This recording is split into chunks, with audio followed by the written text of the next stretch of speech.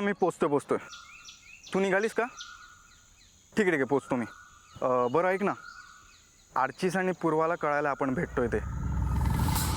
तू काळजी नको करूस, ते कुणाला नाही सांगणार. हां येतो मी. हो.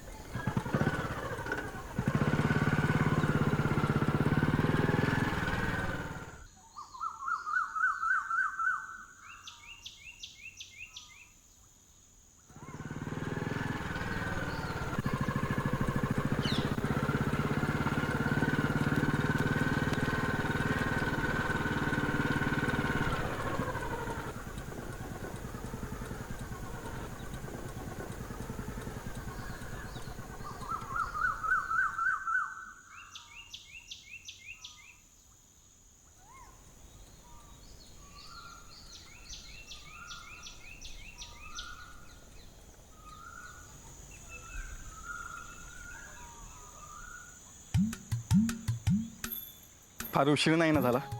नाही, मीही आत्ताच आले. तुम्ही रागावलायत का? राग कसला येईल? मघाशी मी खूप जास्त बोलले फोनवर. नाही ग, मी समजू शकतो तुला.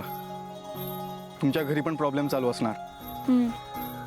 मी खात्री देतो, आपलं लग्न होईलच. आणि या बाबतीत कुणाचंही मी ऐकणार नाही. माधव दादा आणि वहिनी पण आपल्याच बाजूने आहेत ना? हो, वहिनी मला म्हणाली तू तिला खूप आवडली आहेस. तुझं खूप कौतुक करत होती. आमचं फारसं बोलणंही झालं नाही. पण एका नजरेत ओळखलं तुला वहिनीने. आणि मला माहिती आहे वहिनींची नजर नाही चुकणार.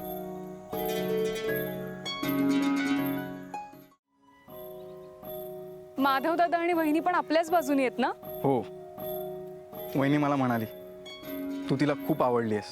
पण मुंबईची लोक परत जातील, त्यानंतर दत्ता दादांचं काय?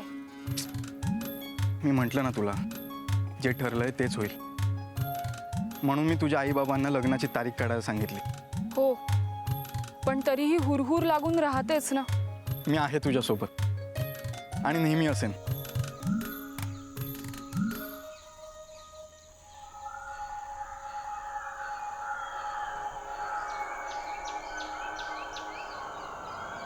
हे काय?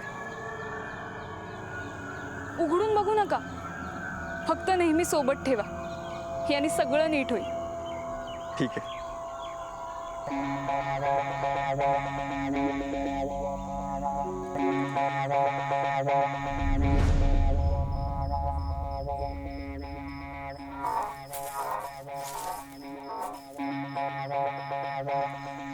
छाया येते.